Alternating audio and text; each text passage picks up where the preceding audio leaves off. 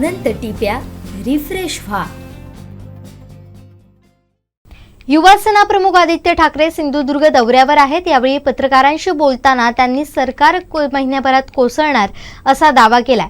पाहुयात काय म्हणालेत आदित्य ठाकरे। सुनील प्रभू यांची फेरसाक्ष सुरू आहे। या साक्षेमध्ये आपण जर पाहिलं असेल तर एकच प्रश्न आहे जो 3-4 पद्धतीने वकील आपले खरं तर काम करत आहेत, शिंदेचे वकील आहेत ते, मात्र एकच प्रश्न आहे जो 3-4 वेळा विचारला जातोय आणि त्याचं उत्तर देखील सुनील प्रभू आहेत जे एकच उत्तर देतात। त्यामुळे वेळ काढू मला वाटतं 31 तारखेपर्यंत त्याच्या आधी हा निकाल येणं गरजेचं आहे। आणि जसं मी सांगितलं की ह्या सरकारला तर जास्ती दिवस राहिलेले नाहीत। 31 डिसेंबरला हे सरकार पडणार म्हणजे पडणार।